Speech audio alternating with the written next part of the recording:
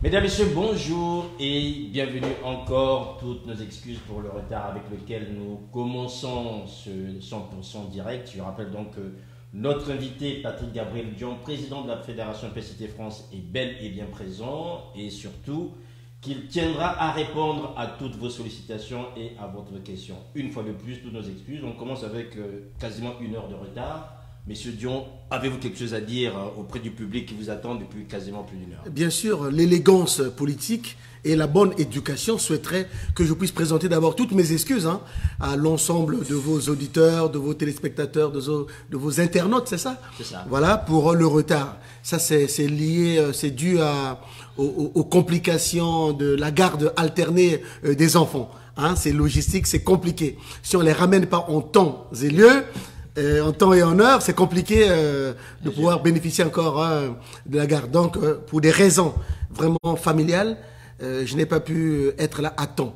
Veuillez vraiment accepter toutes mes excuses. Je pense que les excuses sont acceptées, mesdames, messieurs. C'est un programme assez chargé puisque nous aborderons avec Monsieur Dion toutes les questions d'actualité nationale, internationale, liées aussi à son parti, le PCT. Patrick Gabriel Dion, une première question déjà.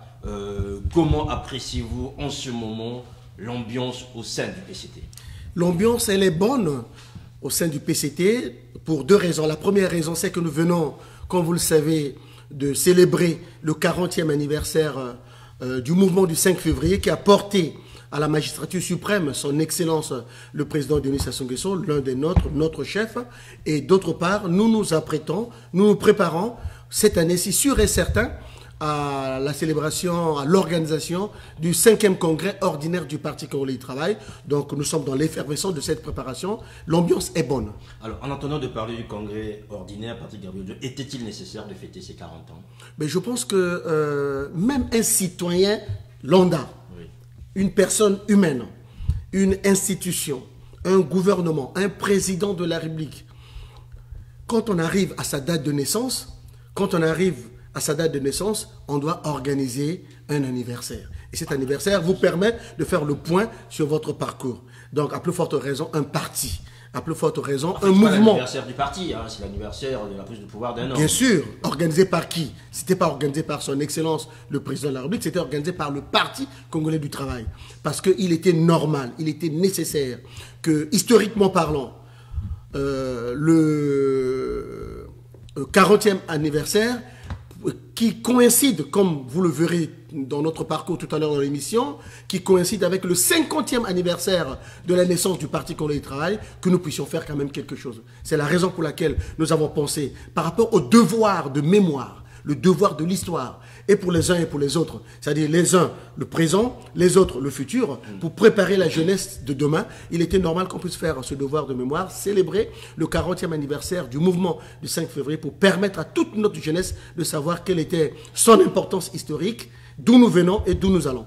Alors, d'où vous allez, on ne sait pas encore, mais d'où vous venez, on le sait, sauf qu'à vos côtés, ou aux côtés de Denis Sassou Nguesso, il y avait un homme, Jacques Yombi Opango. Est-ce qu'aujourd'hui, vous comprenez notamment la sortie, je dirais, du fils Yombi ici, à votre place, qui a trouvé que le PCT a fait montre d'une indécence historique en fêtant cet événement, quand on sait quand même que derrière, il y a des hommes et des femmes qui ont péri pour que Sassou soit là où il est? Il faut savoir que tout événement a des aspects positifs et des aspects négatifs. Tout événement, quel qu'il soit. Un événement social, un événement politique, tout événement, ok? Comme dans une guerre, il y a des victimes, eh bien, le mouvement du 5 février a ses aspects positifs, ils sont très nombreux, mais effectivement, il y a aussi ceux qui peuvent être malheureux.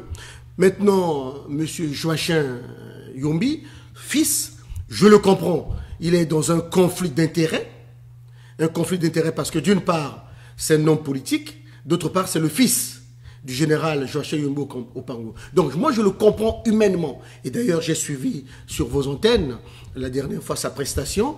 Et, humainement, je le comprends. Mais il ne peut pas se permettre... politiquement, il est dans un conflit. Parce que non seulement il n'a pas reçu l'aval de son père, non seulement il n'a pas reçu l'aval du RDD, il l'a même divisé depuis il est vice-président du RDD, donc bon, vous savez très bien de quelle manière il est arrivé là. Je ne vais pas rentrer dans le détail, mais je dis qu'il est dans un conflit d'intérêts par rapport au fait qu'il est vice-président du RDD, il est en même temps le fils de son père. Donc, humainement, je le comprends, je ne voudrais pas m'attarder là-dessus. Pour vous, il n'avait pas la légitimité nécessaire pour s'exprimer. Vous avez tout compris. Vous avez tout compris.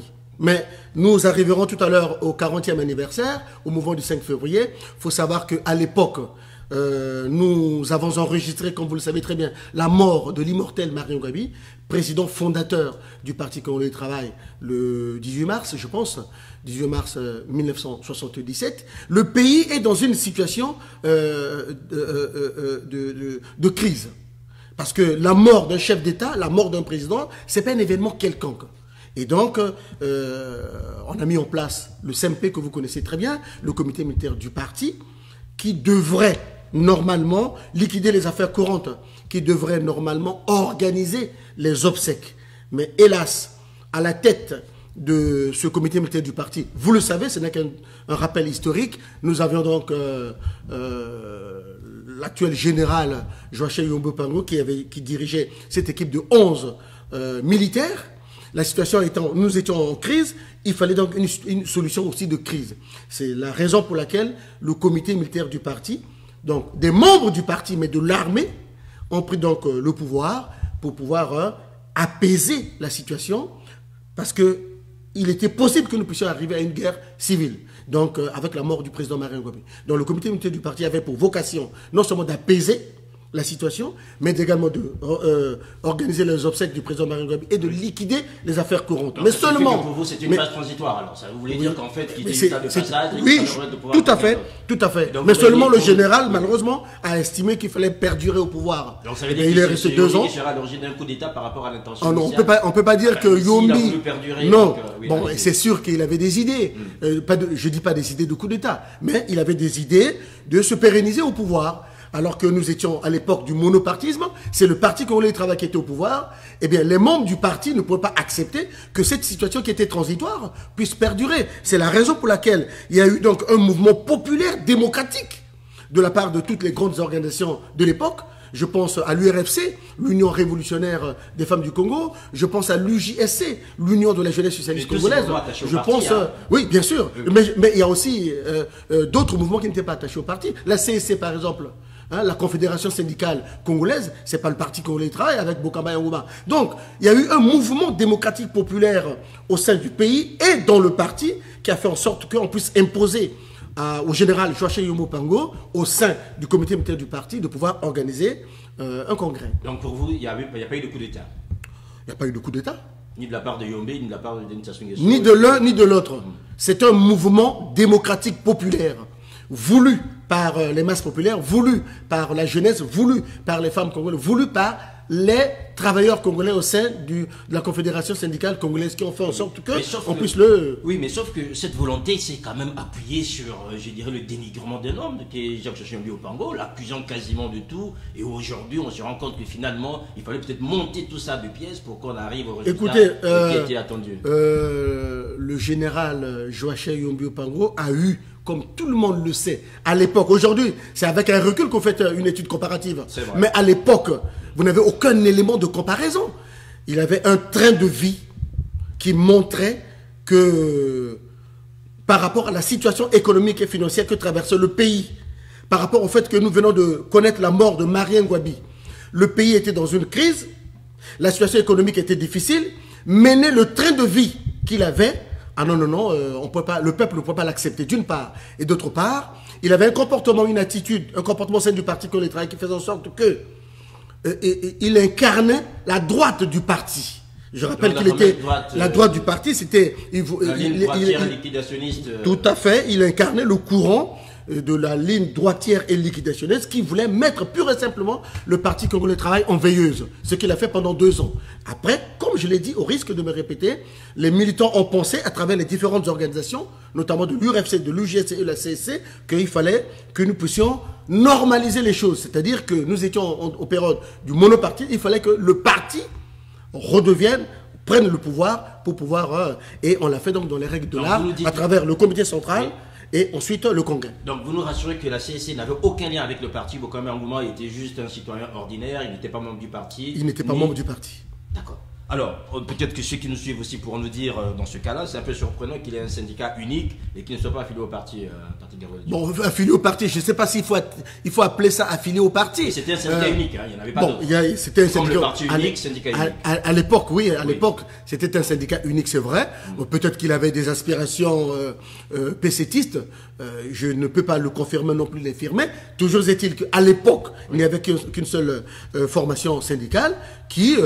effectivement, ne pouvait pas accepter, en tant que représentant, les salariés du Congo ne pouvaient pas accepter le train de vie mené par le général Joachim Yombi. Alors, le train de vie ici, à votre place, je dirais, le fils Yombi nous a fait comprendre que le fameux lit dont on parlait, c'était un lit ordinaire qu'on retrouve aujourd'hui chez Conforama, que Yombi nourrissait, je dirais, nos capis, alors que c'est un animal herbivore. Donc, est-ce qu'il n'y a pas eu extrapolation de la part des camarades, et peut-être en manipulant aussi certains mouvements de jeunesse ou encore des mouvements affiliés au PCT, pour que Yombi soit aussi terni à cette manière, que ce discours continue aujourd'hui, alors que historiquement, on n'a pas d'éléments probants aujourd'hui qui disent, mais voilà, Yombi, par rapport à telle dépense qui était prévue de telle manière, on est arrivé à telle autre, mais aujourd'hui, ça reste que de la spéculation aussi. Je pense que, avec tout le respect que je vous dois, nous ne sommes pas en train de faire le procès du général Joachim Yombi. Ah non, on ne fait pas le procès, mais on essaie quand même de relever des éléments historiques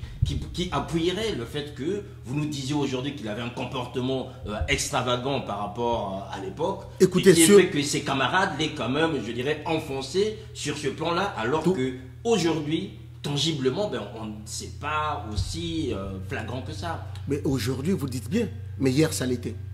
Aujourd'hui, vous avez du recul. 40 ans après, pour vous permettre de faire, d'avoir des éléments de comparaison. Mais à l'époque, par rapport au train de vie qu'il menait, eh bien, le peuple ne peut pas accepter que nous puissions avoir à la tête de notre pays quelqu'un.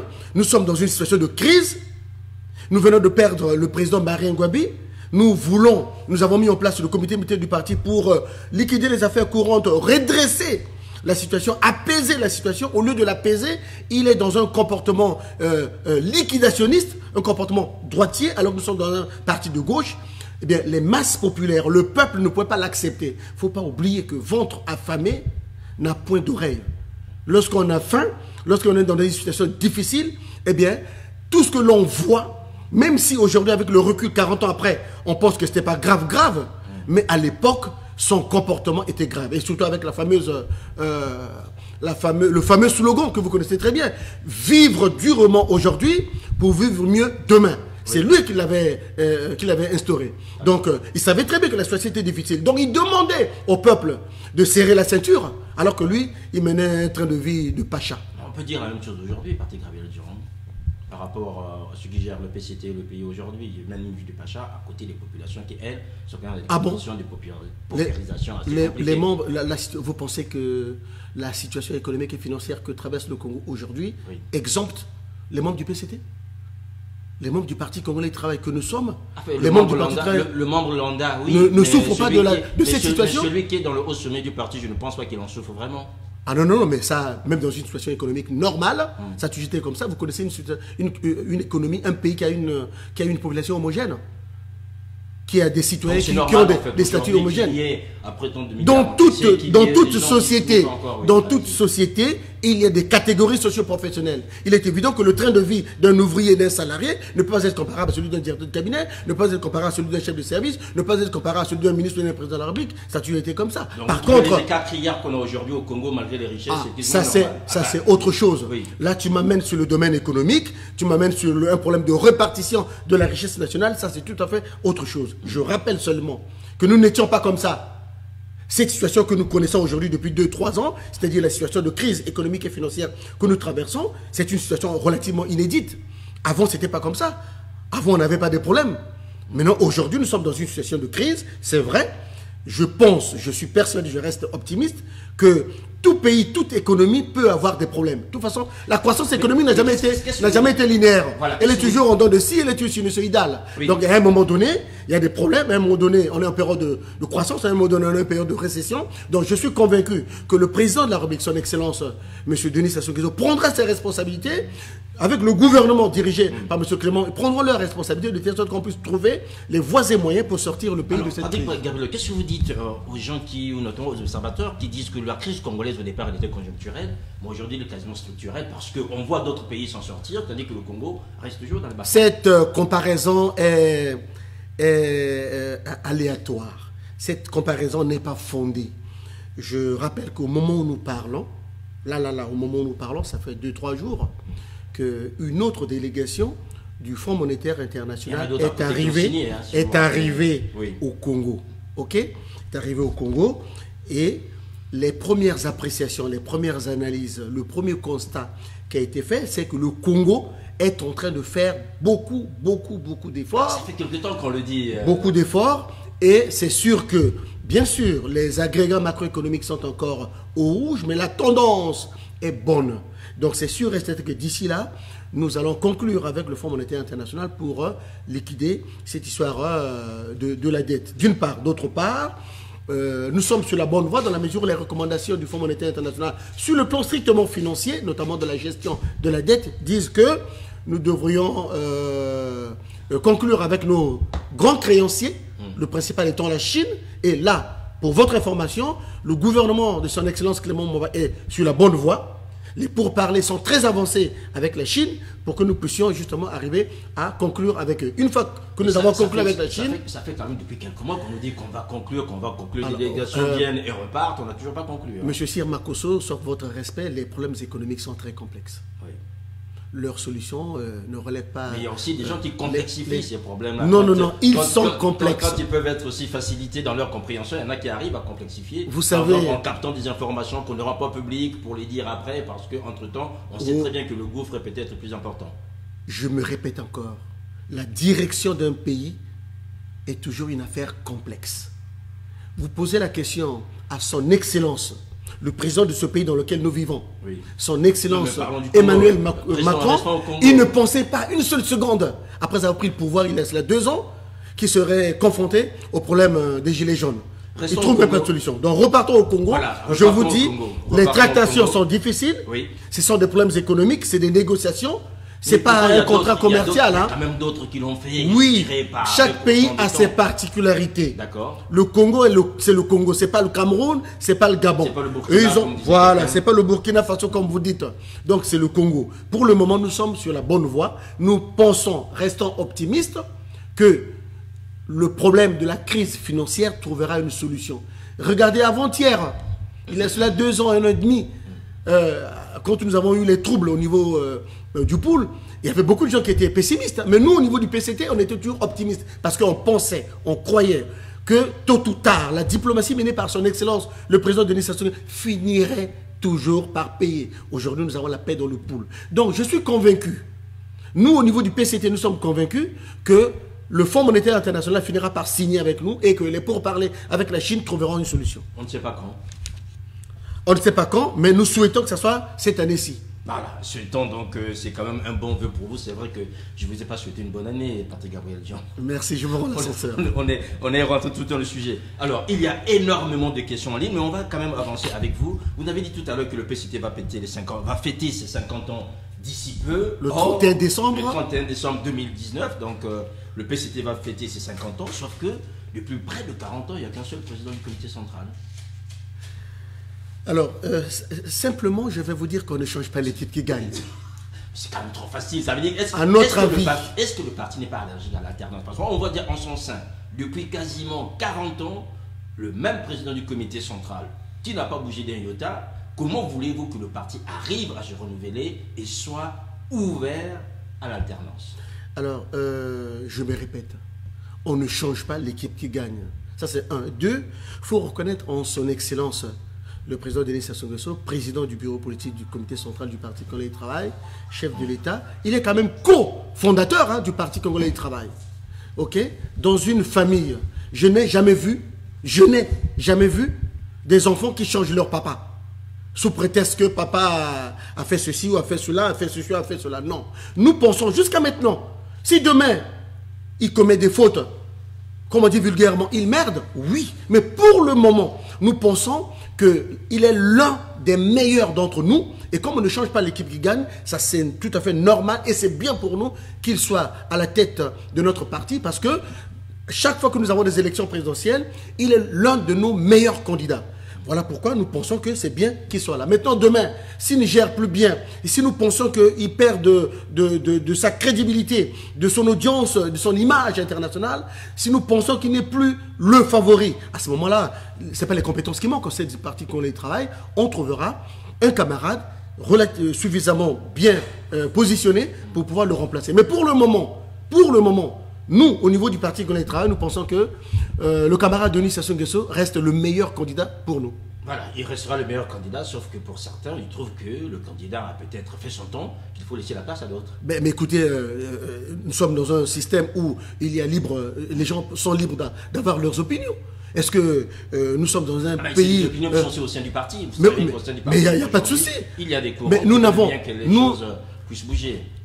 Monsieur Sir Makosso, il faut savoir qu'au sein du parti Congolais du Travail, on accepte la contradiction, on accepte le débat contradictoire. Nous venons d'en avoir un samedi dernier où le professeur Emmanuel Okamba a développé la thématique sur le 40e anniversaire du mouvement du 5 février.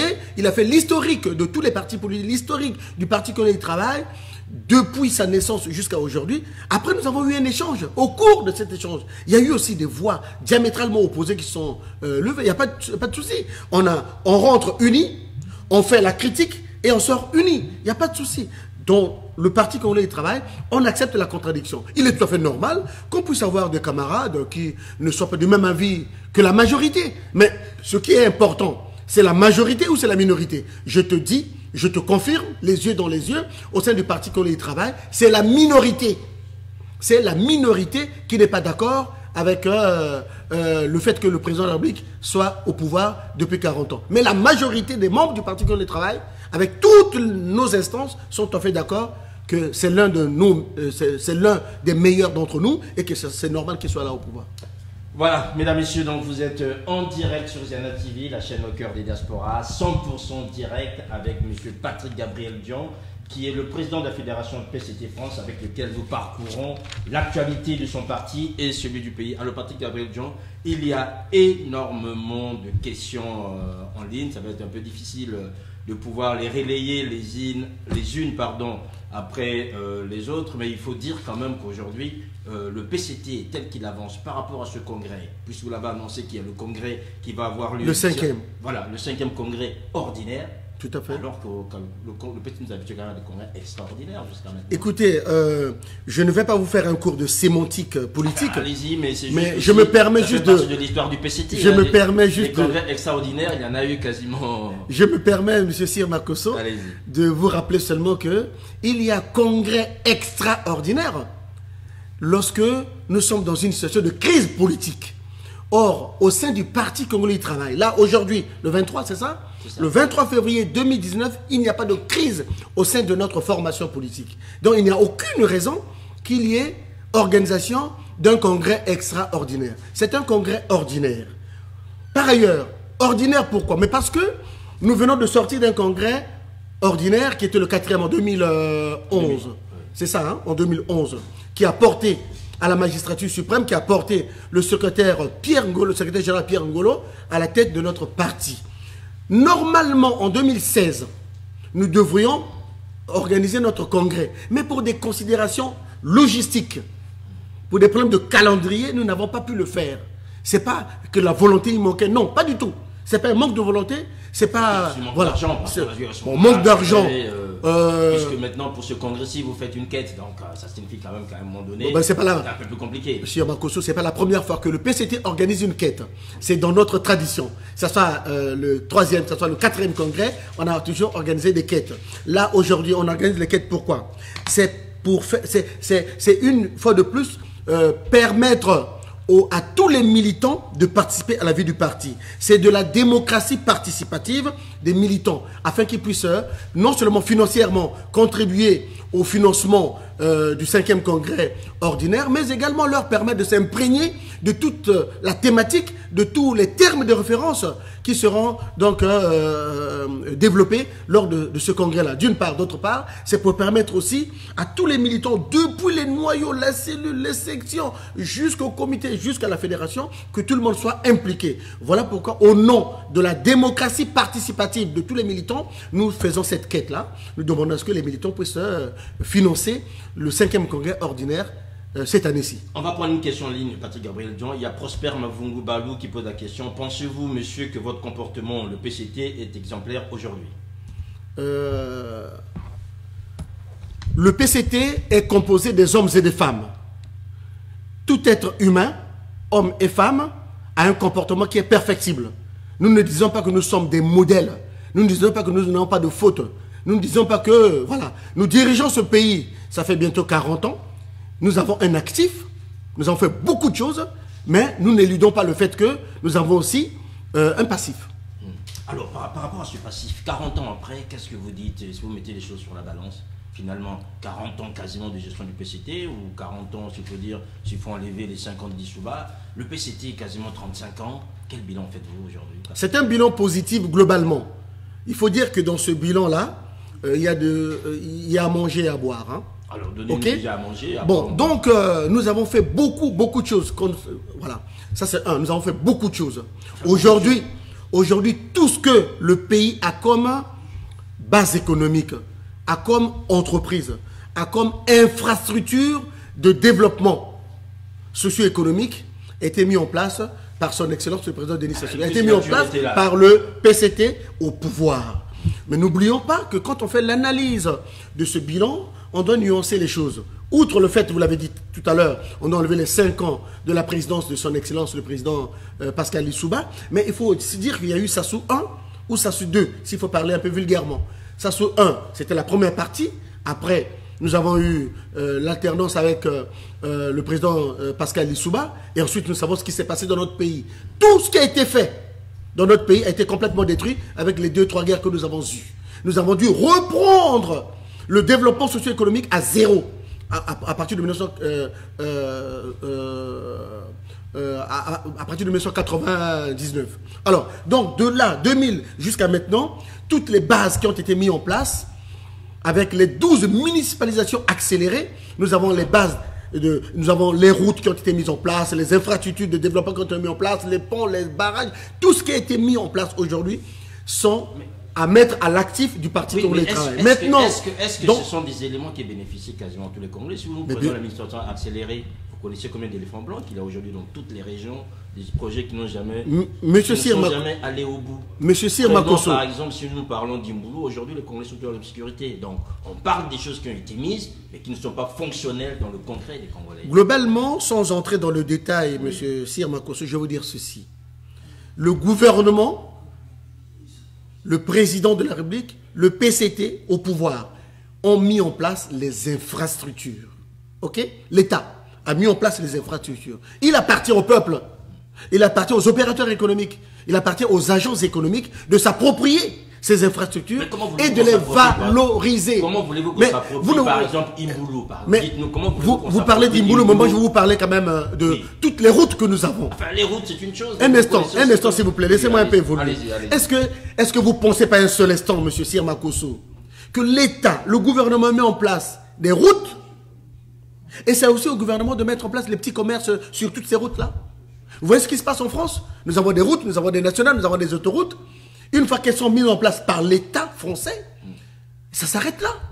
C'est aux opérateurs économiques, c'est aux Français de pouvoir s'approprier ces autoroutes pour mettre en place les stations, pour mettre en place les stations de carburant, pour mettre en place les hôtels, pour mettre en place les stations de lavage de voitures, pour mettre en place toutes les entreprises nécessaires qui sont nécessaires sur les autoroutes. Nous aussi, c'est la même chose. On construit des stades, on construit des barrages, on construit...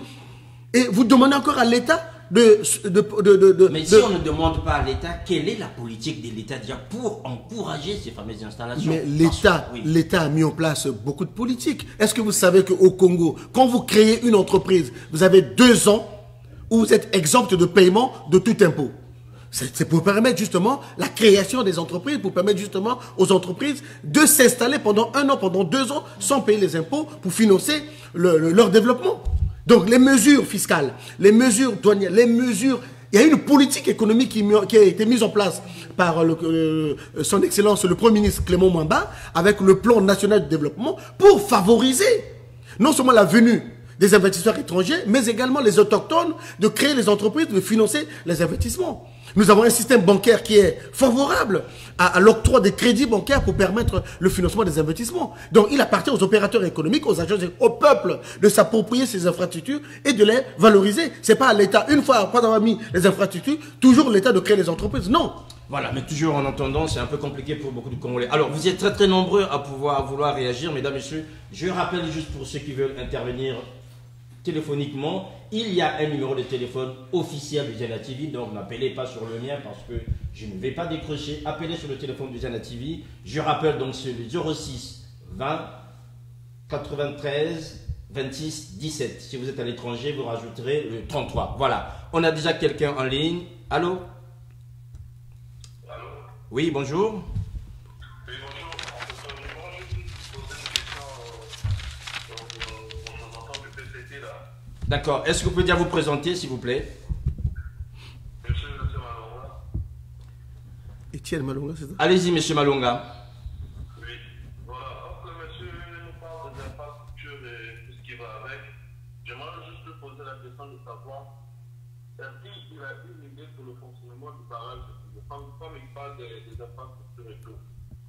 Parce qu'il ne faudrait pas qu'on est sur un plateau qu'on puisse aborder des choses sans pourtant connaître le fonctionnement des infrastructures et comment ça se passe. Et même dans le maintien de ces infrastructures-là. Aujourd'hui, on a construit le barrage du boulot pour répondre aux besoins nécessités en énergie pour le pays. Et on voit que ce barrage-là ne répond pas aux besoins énergétiques du pays ou bien même de la ville de Brazzaville. Bon, moi je peux vous donner un premier élément de réponse. D'abord, je suis pas ingénieur en électricité, donc je m'y connais pas en matière de barrage. Par contre, je peux me permettre de vous dire que la gestion d'un barrage, notamment celui du barrage d'Imboulou, est très complexe. Donc, est-ce que la production d'électricité ne répond pas aux besoins de la consommation des populations de la ville de Brazzaville? Ça, je ne peux pas vous répondre. Est-ce qu'il y a un problème technique? Est-ce qu'il y a un problème de gestion? Est-ce qu'il y a un problème de management? Je ne peux pas vous répondre parce que je ne connais pas le fonctionnement d'un barrage hydroélectrique. Par contre, je suis d'accord avec vous lorsque vous dites que lorsqu'on met en place les infrastructures, il faut penser à leur maintien. Je suis tout à fait d'accord. Mais je me dis ceci, l'État met en place les infrastructures. Il nous appartient à nous, le peuple. Il nous appartient à nous, opérateurs économiques. Il nous appartient à nous, les agences économiques, de créer les entreprises nécessaires pour pouvoir utiliser, valoriser ces infrastructures. Et notamment, on peut créer des entreprises de maintenance. Ce n'est pas à l'État de créer tout type d'entreprise pour pouvoir maintenir... voilà, je vais prendre par exemple l'exemple des routes. Ce qui est criard, ce qui est irréfutable aux yeux de tout le monde. Il est cela 30-40 ans, disons en 1980, le Congo comptait à peu près 1200 km de routes bitumées seulement. Aujourd'hui, en 2019, nous avons plus de 7000, s'il vous plaît, kilomètres de routes bitumées. Maintenant qu'on a dit ça, est-ce que c'est au gouvernement, une fois qu'on a mis en place... Monsieur Malonga, s'il vous plaît, attendez juste que Monsieur Dion termine et vous allez le relancer rapidement. Mais non, une fois qu'on a dit ça, est-ce qu'une fois que l'État a mis en place les routes, est-ce que c'est aussi à l'État de pouvoir s'occuper de tout ce qui est activité connexe à ces routes-là? Non, c'est aux opérateurs économiques de créer toutes les activités tout le long de ces routes-là. Monsieur Malonga, si vous avez une relance, s'il vous plaît, il y a plusieurs appels. Allez-y. Oui, oui. Tout à l'heure, le monsieur vient de parler des chiffres au sujet des routes, je ne sais pas, 7000 ou je ne sais quoi. Mais l'état actuel des routes, quand on dit que non, c'est aux citoyens congolais de prendre en charge, bien d'occuper, de créer des activités économiques ou bien je ne sais quoi. Mais le Congolais c'est France à le faire. Mais pourquoi l'État n'accompagne pas ces Congolais-là qui veulent le faire? Moi, si vous parlez, j'ai tenté de le faire, mais l'État ne va pas accompagner. Donnez-nous un peu votre expérience. Vous avez tenté de le faire comment? Déjà même pour créer une entreprise, c'est tout un tas de problèmes qu'on va te poser pour une entreprise que tu viens même créer, n'a même pas encore vu le jour, on commence déjà à te faire payer des taxes. À ce moment-là, la faute ne revient pas aux citoyens. La faute c'est à l'État qui a mis des gens qui sont incompétents, qui ne font pas bien leur boulot. Une entreprise qui n'a même pas encore vu le jour, on commence déjà à taxer cette entreprise-là. Voilà. Déjà payé. Monsieur Malonga, donc il va vous répondre. En ma connaissance, je ne sais pas la dernière fois. fois que vous étiez au pays, en ma connaissance, lorsque vous créez une entreprise au Congo, vous avez 2 ans où vous ne payez pas les impôts et les taxes, sauf les fondamentaux. Mais vous ne payez parce que vous n'avez pas encore de chiffre d'affaires, vous n'avez pas encore de bénéfices, vous ne pouvez pas encore, voilà. Donc pendant 2 ans, pour favoriser l'investissement au Congo, pendant 2 ans, vous ne payez pas. Mais vous payez la fiscalité de base, on va dire, la fiscalité élémentaire. Mais les grands impôts, vous ne les payez pas, d'après ce que je sais. Maintenant, j'ai aussi ouï dire qu'il y a eu création, qu'on a mis en place ce qu'on appelle le guichet unique, le CFE, le centre de formation des entreprises, qui permet à ce que on puisse plus avoir le parcours du combattant pour la création d'une entreprise. Que voilà. Toutes les formalités puissent être faites dans un guichet unique. Ok. On a une deuxième personne. Oui, allô? Allô? Oui, bonjour. Oui, bonjour, monsieur Sirakoso. Vous êtes en direct sur Ziana TV. Patrick Gabriel Dion vous écoute. Oui, je suis monsieur Guy Mafimba. Monsieur Mafimba, allez-y. Oui, je voudrais intervenir 2 volets. Hein. Le premier volet abordé par monsieur Dion au sujet de la thématique ou de la fameuse célébration du 5 février. Je tiens d'abord à dire à monsieur Dion que ce n'est pas une affaire de Yombi au Pango. Le 5 février, c'est un mouvement, c'est un événement politique qui a concerné toute la nation congolaise. Ce qui revient à dire que nous sommes tous citoyens de ce pays concernés parce que, contrairement à ce qu'il dit, le 5 février, c'est d'abord le 18 mars. Ce n'est que la continuité du 18 mars, sinon de la déclaration du 2-2-75. Ce qui revient à dire que, pour nous, le 5 février, c'est un contentieux historique qui a commencé depuis le 18 mars avec Mordon. Alors, en cela, par rapport à ce dossier, je veux tout simplement souligner 2 ou 3, 4 contre-vérités. Première contre-vérité, comme M.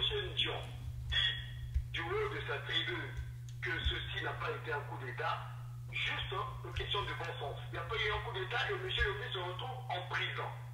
C'est une contre-vérité majeure. Lorsqu'il y a une passation normale de pouvoir, quelqu'un ne peut pas se retrouver en prison. Ça veut dire que vous lui reprochez des choses. Deuxième contre-vérité. Mais ça, c'est encore le côté mensonge éhonté des gens du PCT.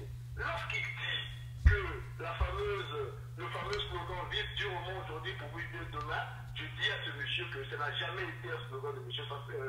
Yombi Opango, qui est le slogan de Sassou Nguesso. Entre guillemets, entre autres choses, pour me résumer.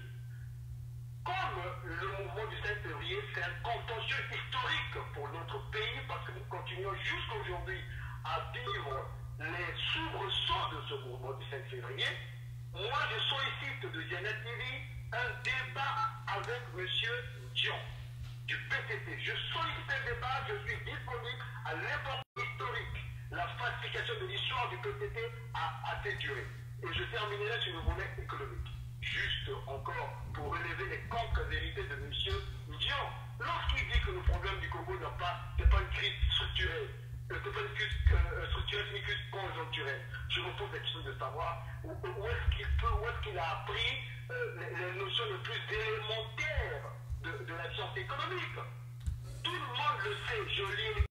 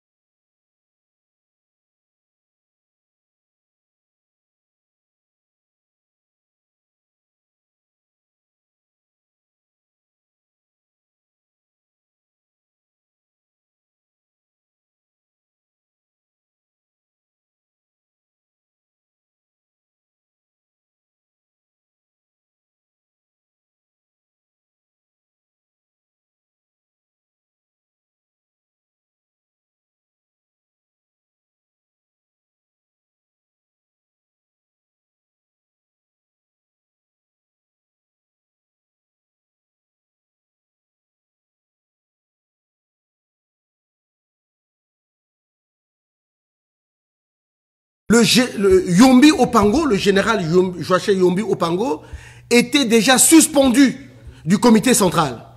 Il restait membre du parti, c'est vrai, mais suspendu du comité central.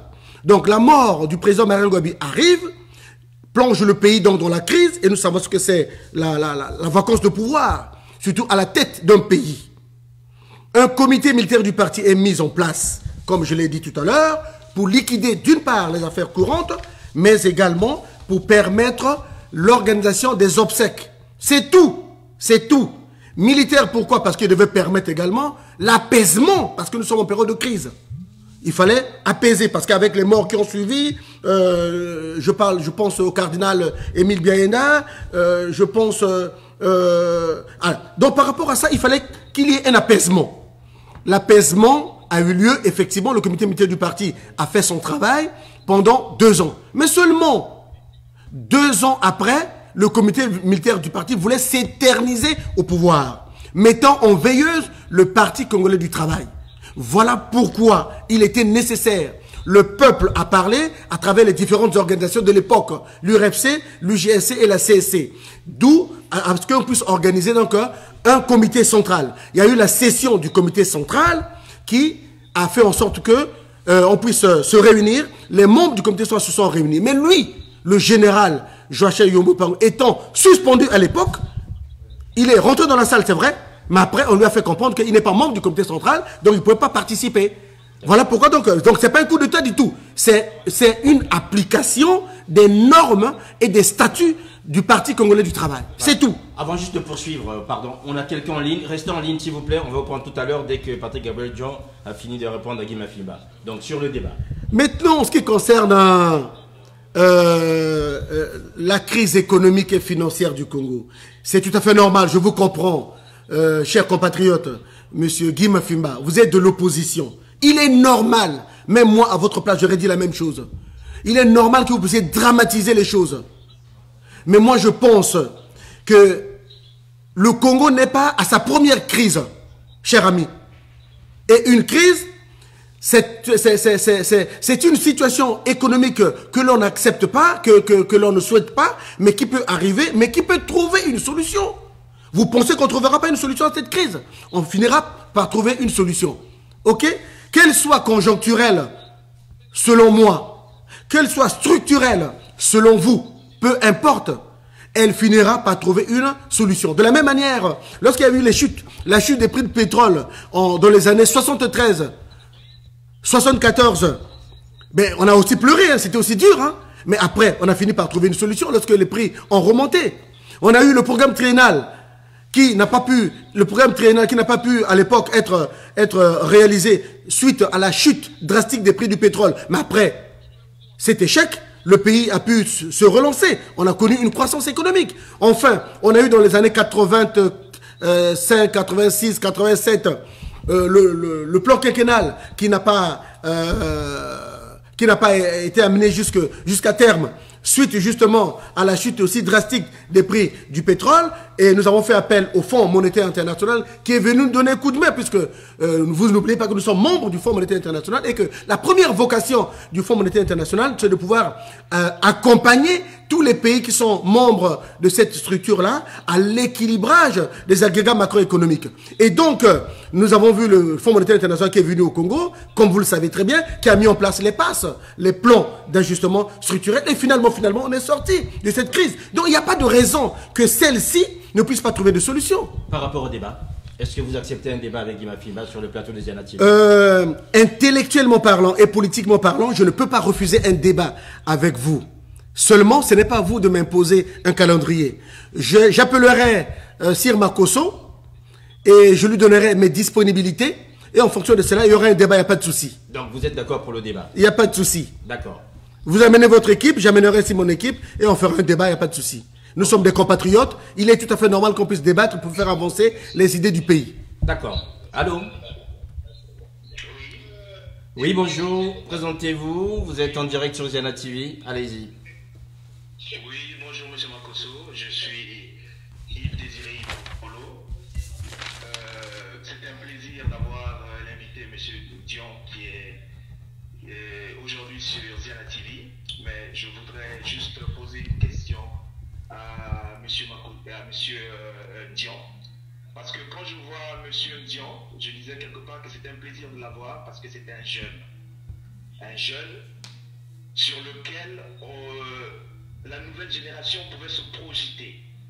Mais le logiciel sur lequel fonctionne M.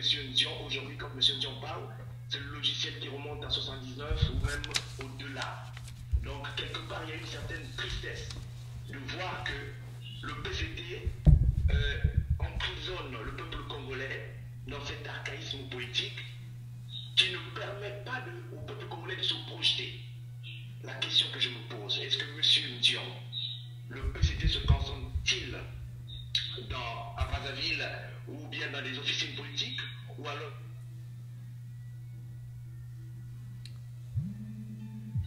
Allô? Ça a coupé. Monsieur Dion peut peut-être déjà commencer à répondre. Bon, écoutez, monsieur Yves Désiré, il y a deux manières de faire la politique. Ok? Ou vous restez éternellement dans l'opposition et vous faites votre politique là-bas, ou vous rentrez dans une formation politique, notamment celle qui est au pouvoir, et si vous voulez changer les choses, le fameux logiciel archaïque dont vous parlez, si vous voulez changer les choses à travers les normes, à travers les statuts, à travers la manière de voir, moi j'ai choisi la deuxième option. Je suis membre de l'UGC depuis 1982, où j'ai accédé à beaucoup de fonctions, jusqu'à être président de la commission de contrôle et de vérification de l'époque. Ensuite, depuis 1990, je suis membre du Parti congolais du travail. Je pense que... Je fais Polo. Allô? oui, on a été coupé, oui. Voilà. Alors, on a juste un retour qui dérange un peu par rapport à d'autres qui nous écoutent. Je ne sais pas si vous pouvez baisser là où vous êtes et puis le temps que Patrick Dion veut répondre. Donc, monsieur Yves Désiré, je ne dis pas que le Parti congolais du travail est un parti parfait. Hein. Je ne dis pas que le Parti congolais du travail a des statuts et des normes d'organisation qui sont parfaites. Non. Je pense que le Parti congolais du travail, tout comme toute formation politique, a une organisation perfectible. Moi, je pense que c'est de l'intérieur de cette structure, de cette formation politique, que l'on peut changer les choses. Et il faut savoir que les choses changent au sein du Parti congolais du travail. Les choses ne sont pas vieillottes comme vous le pensez. Et il y a un débat toujours contradictoire au sein du parti. C'est des stéréotypes que vous avez. Vous pensez qu'au sein du Parti congolais du travail, c'est la pensée unique. Au sein du Parti congolais du travail, c'est le oui-oui. Au sein du Parti congolais du travail, on dit jamais non. Mais non, c'est pas vrai. Au sein du Parti congolais du travail, on rentre unis. Et quand on est dans le débat, on peut avoir un débat contradictoire. Et généralement, on a un débat contradictoire. Et à la fin, il y a un compromis qui se dégage. Donc, l'idée fondamentale que l'on véhicule, c'est l'idée, c'est le compromis auquel on a abouti. Mais à l'intérieur du Parti congolais du travail, il y a des débats contradictoires, il y a des gens qui ont des idées diamétralement différentes de celles de la direction. Et on s'exprime. Voilà, monsieur Ipolo, vous avez besoin d'une suite? Oui, juste pour dire qu'avant M. Dian, nous avons M. Bouaou qui est passé par là, quelqu'un pour qui j'ai beaucoup de respect. Hein. Et nous avons M. Okobi-Salisa qui est passé par là. Est-ce qu'il n'y a pas un malaise au sein du PCT, ce nettoyage qui est en train de se faire de l'intérieur, les classiques que l'on descend? Est-ce que ce n'est pas des signes qui montrent que, en réalité, le PCT ne maîtrise pas le Congo? Non, on ne peut pas dire comme ça là, Yves. Moi, je vais vous dire ceci. Son Excellence, leurs Excellences, Okombi-Salisa, son Excellence Charles Zakari Bouaou, avec lequel, c'est un grand frère, hein, avec lequel j'ai eu le privilège de débattre avec lui sur France 24, on l'a pas descendu, comme vous le dites, par les caciques du PCT. Non, vous connaissez très bien l'histoire, je ne vous le rappelle pas. Il était quand même ministre de la Défense. Il y a eu les tristes événements du 4 mars 2012, et suite à ça, il a été, un remaniement gouvernemental a été fait, et il a été limogé de son poste ministériel. Depuis lors, il est rentré dans l'opposition. il est libre, il est rentré dans l'opposition, et là, même au moment où nous parlons, il est toujours membre du Parti Congolais Travail. Hein. Bon, il est rentré dans l'opposition, il est ce qu'il est, il fait ce qu'il veut, il dit ce qu'il dit. On attend le 5e congrès, puisque chez nous, au sein du Parti Congolais Travail, eh bien, c'est le congrès qui entérine les exclusions définitives. Pour le moment, il est suspendu du Parti Congolais du Travail, il est rentré dans l'opposition, mais personne ne l'a limogé en tant que tel. Non, c'est lui-même. Lors d'un débat que j'ai eu avec lui, à la télé, sur France 24, il a dit haut et fort qu'il démissionne du Parti Congolais du Travail. Personne ne l'a enlevé. Hein. Voilà. Allô? Allô? Et même son excellence Okombi Salissa, aujourd'hui, il est dans, voilà, il fait ce qu'il veut, il est dans un procès comme nous le savons tous, il est toujours membre du Parti Congolais du Travail en attendant la tenue du 5e congrès qui jugera de l'opportunité ou pas de l'exclure ou de ne pas l'exclure. Voilà. On va juste prendre un autre appel en ligne. C'est quelqu'un qui a appelé.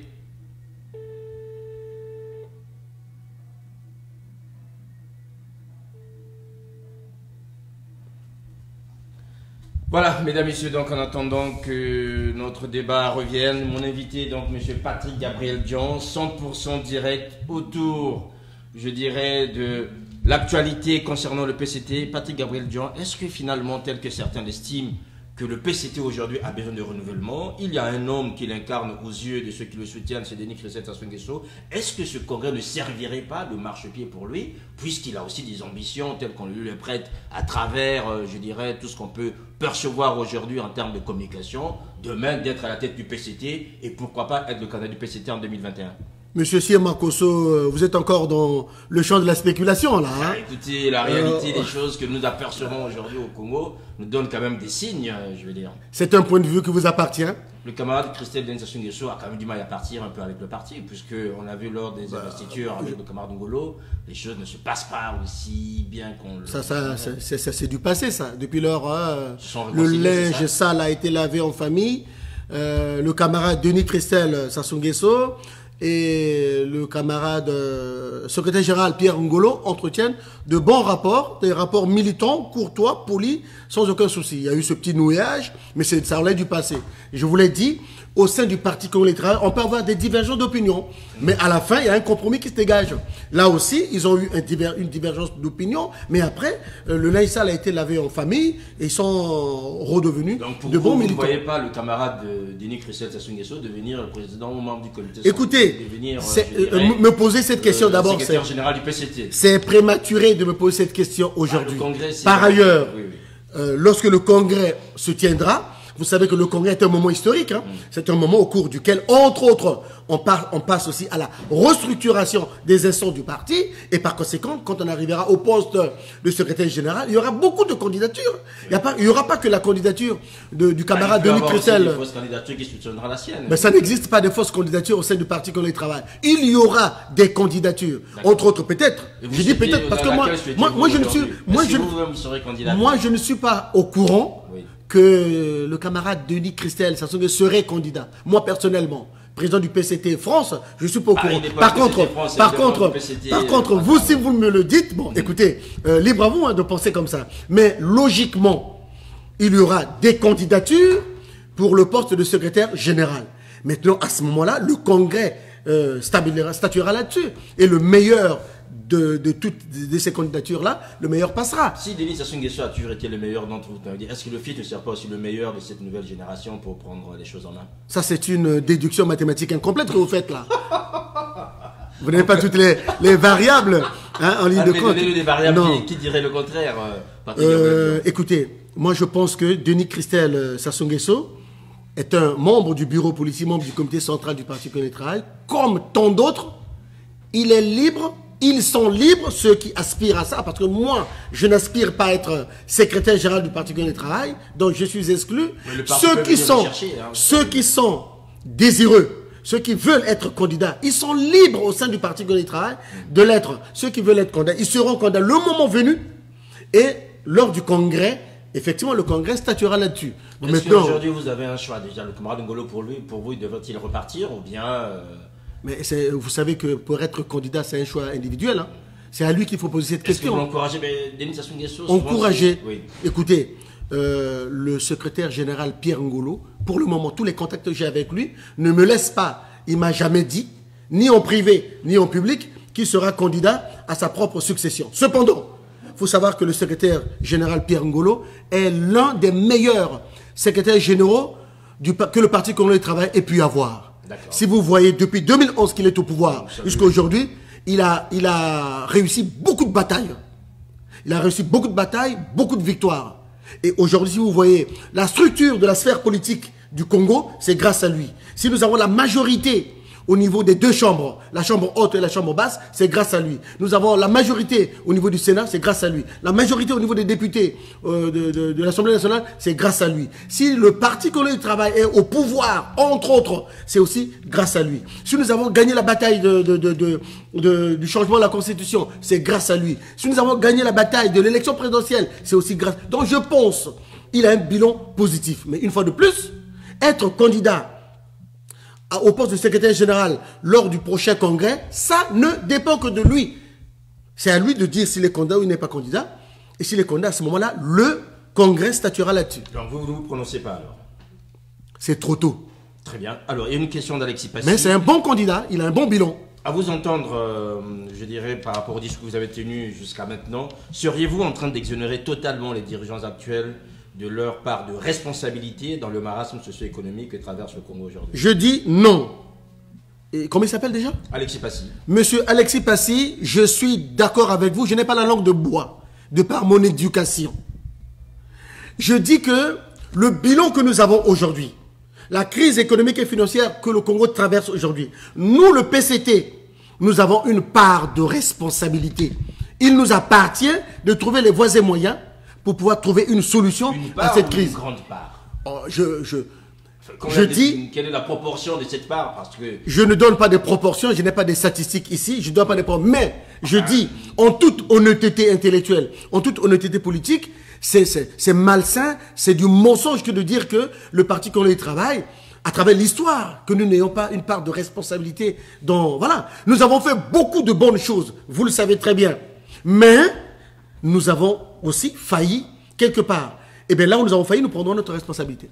Voilà, en attendant que vous preniez les responsabilités, nous aussi on va prendre les miennes et vous prenez les vôtres, puisque vous pouvez en ce moment, mesdames, messieurs, interpeller notre invité, M. Patrick Gabriel Dion, donc, qui est le président de la Fédération PCT France, qui est mon invité dans ce 100% direct exceptionnel que nous organisons ce samedi. Alors Patrick Gabriel Dion, au PCT, il y a des hommes, il y a aussi, je dirais, des volontés de sortir non seulement de la crise économique, mais aussi de la crise politique.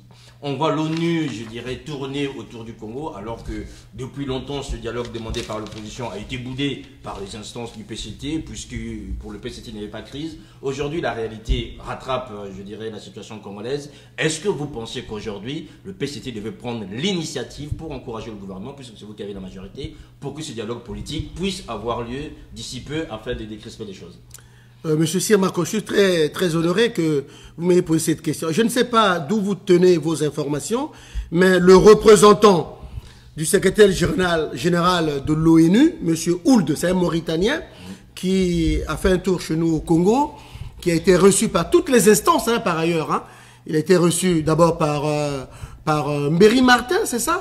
Le grand patron du Conseil consultatif pour le dialogue national. Il a été reçu par le secrétaire général Pierre Ngolo, par ailleurs président du Sénat. Il a été reçu par, au niveau des députés là-bas, Tati Mabiala aussi, au niveau de l'opposition, ainsi de suite. Oui. Il n'a jamais demandé, en vertu de quoi, par rapport à quoi il va demander à ce qu'il puisse puisse se tenir au Congo un dialogue. Je rappelle, le Congo est un pays qui est installé dans un dialogue national permanent. Et je peux citer beaucoup d'exemples.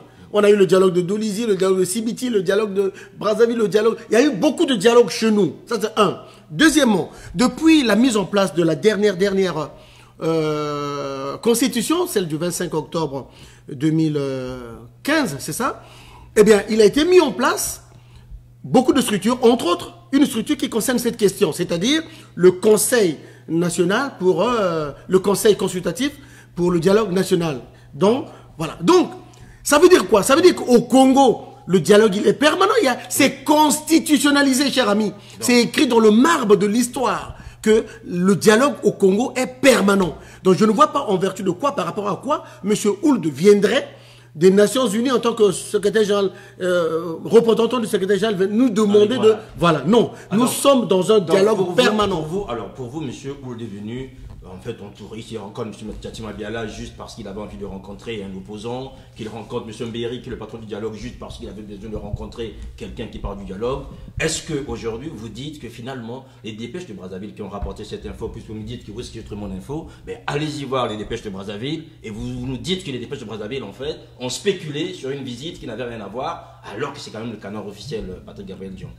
Alors, je n'ai jamais dit que M. Ould est venu faire de l'aventure au Congo. Ah ben, si vous dites c'est pas un voyage touristique. Et qu'il il est nouvellement mis en place. Oui. Il est tout à fait normal qu'il puisse visiter tous les pays de l'Afrique centrale. On est tout à fait d'accord. Mais les acteurs voilà. Donc c'est comme en face de nous, nous avons son Excellence Antoine, je crois, Tshisekedi, qui a été nouvellement élu. Il est tout à fait normal qu'il fasse ses premières visites en Afrique centrale. Donc lui aussi c'est la même chose. C'est pas du tourisme. Il est venu. Pourquoi n'est-il pas allé rencontrer par exemple celui qui s'occupe des handicapés? Mais il a rencontré beaucoup de gens. Mais je vous dis, il n'a pas rencontré le secrétaire national en charge du handicap ou des personnes. Oui, mais entre autres, il a rencontré Mbéry Martin, c'est vrai. Mais il a aussi rencontré Pierre Ngolo. Mais bien sûr, mais Pierre Ngolo, c'est parce qu'il est aussi le patron du PCC. Il a aussi rencontré Mbouba. Il a aussi rencontré le président de la République. Il a aussi rencontré. Vous avez bien compris qu'il y a quand même une volonté pour l'ONU de pouvoir apaiser la situation aujourd'hui qui provoque. Vous pensez qu'au Congo, la situation politique n'est pas apaisée? Donc pour vous, il n'y a rien du tout, tout se passe bien, tout est bon. La situation politique au Congo est très apaisée. Les institutions fonctionnent normalement. Vous pensez qu'on est en situation de crise politique? Non. La crise que connaît le Congo, c'est une crise... Quand un émissaire de l'ONU arrive dans un pays, rencontre principalement les politiques... je vous rappelle une fois de plus, il est nouvellement élu. Il est tout à fait normal, dans son champ de compétences qui est l'Afrique centrale, qu'il puisse aller dire bonjour, créer un premier contact. C'est un premier contact qu'il crée avec les pays de l'Afrique centrale, entre autres le Congo. Et quand il arrive au Congo, il est tout à fait normal qu'il rencontre les autorités congolaises. C'est pas que voilà, il veut distiller un message souterrain ou un message subliminal ou bien non, pas du tout. Il est dans le cadre de ses fonctions, il rencontre les autorités congolaises. Point barre, c'est tout. Tout va bien. Allô? Oui. Allez-y, vous êtes en ligne. Monsieur Mafimba, c'est vous qui occupez l'antenne aujourd'hui. Je vois que vous voulez en découdre avec Monsieur Dion, Monsieur Mafimba. Parce que nous avons juste deux armes. Nous avons deux armes, la parole et la plume. Oui. Contrairement à nos amis du PCT qui sont toujours dans cette capacité de mettre les gens en prison parce qu'ils ne sont pas d'accord avec eux. Enfin, Monsieur Dion est quand même là. Le PCT n'est pas un parti État. Le PCT ne met pas les gens en prison. Ceux qui sont en prison, ce sont des gens qui ont commis des délits. Guy Mafimba, s'il vous plaît, rapidement, parce qu'on arrive quasiment à la fin, s'il vous plaît. Voilà, je voulais l'interpeller sur deux volets encore. Le premier volet, déjà, je voudrais que monsieur regarde un peu ses fiches. C'est pas monsieur Ould, c'est monsieur Fall qui est venu. C'est pas monsieur Ould, c'est monsieur Fall qui est là depuis pas mal de temps. Il n'y a pas nouvellement nommé. C'est monsieur Fall. Alors, comme vous l'avez dit, à monsieur Ndion qui ne comprend pas, lorsque un représentant de l'ONU pour la sous-région va dans un pays pour aller rencontrer des politiques, ça veut dire qu'il veut poser un problème politique. Ce n'est pas un problème de juste une concertation classique, même s'ils ne veulent pas le reconnaître. C'est ça la réalité. Pour la simple raison que nous sommes le seul pays au monde, je dis bien, nous sommes le seul pays au monde qui a dans ses prisons deux anciens candidats à la présidentielle. Mais ils ne sont pas en prison parce qu'ils étaient candidats, pas du tout. Vous aurez le temps de répondre, monsieur. Allez-y, Guy Mafimba, rapidement, s'il vous plaît. Bon, la deuxième question. Je voudrais avoir le regard de monsieur Ndion. Quelle est son autopsie de la tête? Qu'est-ce qu'il a comme regard sur la tête? Quelle autopsie il peut faire de la tête congolaise actuelle? Ok, merci Guy Mafimba. D'abord, je tiens à vous dire que monsieur Fall Ould n'est pas venu au Congo pour tirer les oreilles au gouvernement congolais, envoyer un message ou comme non, pas du tout. Je n'ai pas connaissance, je n'ai pas la lecture que vous faites. Que ce soit au niveau du gouvernement, que ce soit au niveau de Méry Martin, qui est le grand patron de ce conseil national, de ce conseil consultatif du dialogue national, il n'y a pas un message dans ce sens-là qui demande à ce que les Congolais, qui seraient, selon vous, en déficit de dialogue, tenir et dire non, nous ne sommes pas en déficit de dialogue. Le dialogue, il y a eu beaucoup de dialogues au Congo. Il y en a beaucoup, le dialogue de Dolizy, de Wesso, de Brazzaville, de Sibiti. Vous en avez fait même un là, les gens de l'opposition, de Diatta. Donc c'est pas les dialogues, c'est pas un problème ça. Et pour que le dialogue puisse être permanent, qu'il ne soit pas demandé par l'opposition à tout bout de champ, eh bien dans la Constitution, il a été prévu, et c'est écrit noir sur blanc, qu'il y aura au Congo de façon permanente un conseil consultatif du dialogue national. Donc vous n'avez pas à le demander, il existe.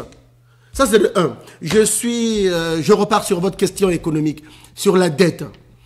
Je suis également comme vous, comme tout Congolais, touché que la dette congolaise qui atteint ce niveau que nous connaissons tous puisse avoir mis le Congo dans cette situation de crise financière. Je ne l'approuve pas. Je ne suis pas parti pris ou je ne dis pas que le gouvernement congolais a bien géré. Non. Sur ce chapitre, nous avons mal géré. Mais une fois que l'autopsie, une fois que le constat est fait, M. Guy Mafimba, il nous appartient en tant qu'intellectuel, il nous appartient en tant que cadre, il appartient au gouvernement qui est aux affaires, de chercher les voies et moyens. Il appartient à son excellence Clément Mwamba, avec toutes les compétences maison qu'il a, de trouver les solutions de cette crise. Ok? Et nous savons que dans cette crise, la grosse partie, c'est, dans cette dette plutôt, la grosse partie, c'est celle liée avec notre grand partenaire qui est la Chine. J'ai cru comprendre, de par les petits contacts que nous avons de gauche à droite, que les pourparlers, en ce qui concerne la négociation, en ce qui concerne l'échelonnement de notre dette vis-à-vis de notre principal créancier qui est la Chine, sont en bonne voie. Donc je pense que il y aura un réchelonnement de notre dette vis-à-vis de la Chine et des autres principaux créanciers. Une fois que cela sera acté, le Fonds monétaire international pourra nous aider. Mais sur la dette, je suis d'accord avec vous, nous avons mal géré ce chapitre. Voilà, une dette mal gérée. À vous donc, Monsieur Patrick Gabriel Dion. On va arriver quasiment à la fin. Une question concernant le fonctionnement du parti qui est le vôtre, le PCT et la majorité présidentielle à Paris. On vous voit, selon vous, intervenir même sur les médias traditionnels par rapport à l'actualité congolaise. Pourquoi les autres membres de la majorité qui bénéficient pourtant des faveurs d'être dans la majorité rasent les murs à Paris? Qu'est-ce que vous avez comme explication par rapport à ça? Il y a un de vos amis, par exemple, Bernard Bueno du Club 2002, qui souvent n'arrive pas à répondre à des invitations, quelles qu'elles soient, et bien d'autres encore, s'il faut les citer. Il y a quand même un problème avec cette majorité. Est-ce que finalement, c'est le PCT qui, en fait, empêche les autres de s'exprimer? On ne peut pas dire ça. Enfin, puisqu'on voit que vous, Patrick Gabriel Dion, alors que la majorité présidentielle, c'est quand même une grande famille. Le président Bernard Bueno, que je salue, que je respecte, président Club 2002 Pur, France et Europe, à son management politique. Il dispose dans son secrétariat de M. Massamba, éminent professeur congolais à la Sorbonne, professeur en sciences économiques à la Sorbonne, qui est son porte-parole. Alors le Club 2002 Pur, le Club 2002, oui, il n'y a pas de souci, il n'y a pas de souci. Moi je peux vous donner les contacts de l'un et de l'autre. Peut-être que vous les convoquiez d'abord pour qu'ils viennent, parce que jusqu'à maintenant, malgré tout ce qu'on a pu faire, on ne voit que vous, il n'y a que le PCT. Je peux vous... que le PCT, c'est là, non, je peux vous aider dans ce sens-là. J'ai les coordonnées et de Ben et de M. Massamba, porte-parole du Club 2002 Pur. Mais une fois de plus, je dis que, c'est une question qui sera bien adressée à lui, hein, par ailleurs. Mais je dis que le Club 2002 Pur, le président Ben, M. Massamba, ils ont un management politique propre au Club 2002 Pur. Nous, le PCT, PCT, Fédération France, nous avons notre management. Nous sommes ouverts à tout débat, même les débats les plus contradictoires. Je me permets de vous rappeler que, toujours dans le cadre du débat contradictoire interne au Parti congolais du travail, la semaine dernière, nous avons invité même ceux qui ouvertement, dans les réseaux sociaux, critiquent le Parti congolais du travail. Hein. Seulement, ils ont décliné l'offre, ils ne sont pas venus. Nous avons invité celui que j'ai remplacé, mon grand frère, le camarade président Djoumali Senga, à participer. Et il avait donné son feu vert, donné son avis favorable, mais le dernier jour, il a eu un problème de logistique, il n'est pas venu. Nous avons demandé même au camarade Moussala, hein, de Amiens, de venir participer. Il avait dit oui, mais après au dernier moment, il n'est pas venu. Donc tous ceux qui ont des voix discordantes, on les avait appelés, d'autres sont venus, d'autres ne sont pas venus. Tout ça pour dire quoi? Nous sommes ouverts au débat. Et pourquoi vos alliés ne s'ouvrent pas au débat comme vous? Qu'est-ce qui explique alors que Paris, c'est quand même la grande place du débat politique, que vos alliés rasent les murs qu'on ne voit que vous, Patrick Gabriel-Dion? Moi, je pense que logiquement, je ne suis pas à leur place, mais je pense que logiquement, c'est un problème de management politique. Est-ce qu'ils n'assument pas d'être à vos côtés? On ne peut pas dire ça. On ne peut pas dire ça. S'ils sont capables de vous accompagner... Il laisse les 2 ans lorsque nous avons organisé la première réunion de la majorité présidentielle, ils étaient tous là. Hein. Oui. Ils étaient tous venus. Après, le club de Pur était là. Et après, ils ont disparu. Quand les débats ont commencé, Patrick Gabriel-Dion, que ce soit sur la Constitution, que ce soit sur les élections présidentielles, tout ce qui s'en est suivi, vous conviendrez avec moi qu'on n'a jamais vu nulle part quelqu'un de la majorité présidentielle s'exprimer. Est-ce que ce n'est pas des gens, en fait, qui ont honte de s'afficher en tant que majorité présidentielle ici à Paris et qui ne l'assument pas? Je ne pense pas qu'ils puissent avoir honte, hein, parce que quand on a honte... On ne fait pas de la politique, hein. Quand on a honte, on dépose sa carte de membre. Hein. Hein, ils n'ont pas, je ne pense pas. Mais est-ce que vous le déplorez du fait qu'une majorité aussi importante n'ait pas une voix prépondérante dans le débat politique ici à Paris? Je pense que je vais vous aider. Allez-y, aidez-nous. Je vais vous aider à rentrer en contact avec Club Demi de Pur à travers son président et à travers son porte-parole. Je pense que prochainement, si vous organisez un débat contradictoire entre pas le PCT, la majorité présidentielle et l'opposition, notamment pour répondre à l'invitation de M. Guy Mafimba, il n'y a pas de souci. Je pourrais arriver à convaincre le président... Donc il faut convaincre à ce point-là, ça veut dire qu'il y a des résistances. S'il faut les convaincre, j'en sais rien. Mais c'est vous qui me dites que quand vous les invitez, ils ne viennent pas. Bon, donc, je peux profiter de ma proximité avec le président Bueno pour le convier à être à côté de moi ou au porte-parole, hein, s'il ne peut pas. Hein, parce que bon, il a des hautes fonctions dans l'administration française. S'il ne peut pas, il peut toujours envoyer son porte-parole pour que nous puissions être à deux pour discuter. Mais sinon, je pense que c'est un problème de management. C'est un problème de management. Mais par ailleurs, n'oubliez pas, avant que je sois arrivé au pouvoir, avant le 21 juin 2014, le PCT existait en France. Hein. Bien sûr. Il n'y a personne qui venait à la télé, hein. Personne qui venait à la radio, parce que c'est un autre management, c'est un autre logiciel. Moi, je me dis, j'assume le fait d'être membre du Parti congolais du travail, j'assume le fait d'être président de la Fédération PCT France, j'assume et l'actif du PCT et le passif du PCT. Je n'ai pas honte à le dire ouvertement. Là où ça va, je dis que ça va. Là où ça ne va pas, je dis ça ne va pas. Exemple, là où ça ne va pas, la gestion de la dette. Je suis d'accord avec Guy Mafimba, je dis, ok, sur la gestion de la dette, nous avons failli.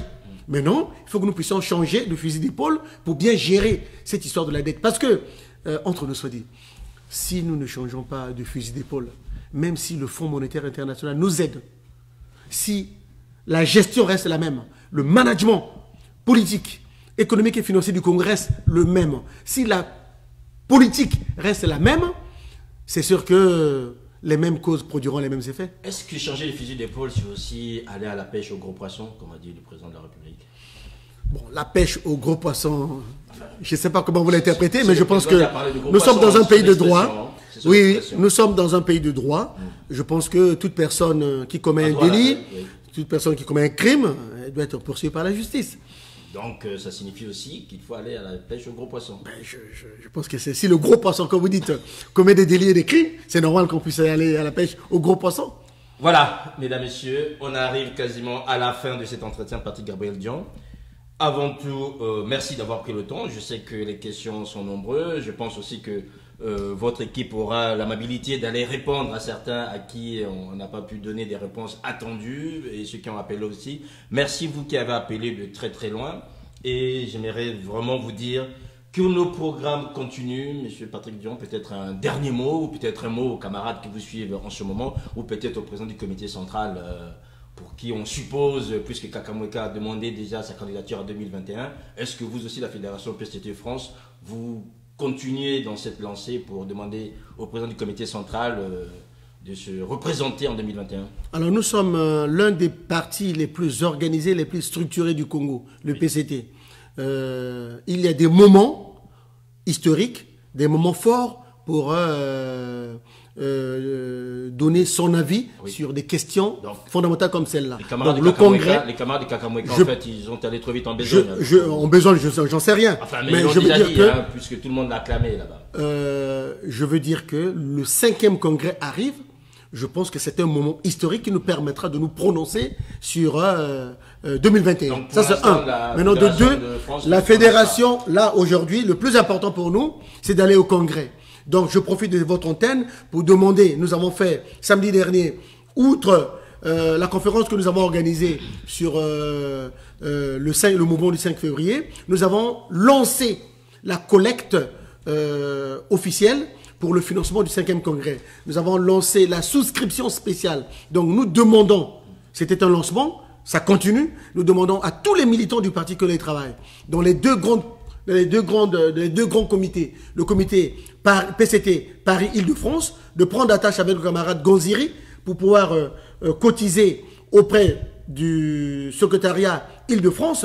Nous demandons à tous les militants de l'interrégion, comité PCT interrégion, de prendre contact avec le camarade Arnaud Mafoy, cotiser à son niveau, et pour que les deux comités nous renvoient les enveloppes au niveau national, au niveau du secrétariat fédéral, et nous ferions, le moment venu, la transmission vers le Congo. Et nous nous préparons, nous demandons à tous les militants de se préparer pour les débats politiques, pour les causeries, les échanges politiques qui vont venir lorsque nous aurons eu le thème du 5e congrès, les termes de référence qui seront donc à la base des échanges. Par rapport à ces cotisations, est-ce qu'il y a que les membres qui peuvent cotiser ou bien... Même les sympathisants. Les sympathisants. Donc, même les sympathisants. Guy Mafimba, il peut aussi envoyer ça. Mais bien sûr que oui. Bien sûr que oui. Je pense même Guy Mafimba, s'il est sensible à notre démarche, il peut toujours cotiser, pas de souci. Mais sinon, c'est tous les sympathisants et tous les membres du Parti communiste qui sont les bienvenus. Leurs cotisations sont les bienvenues.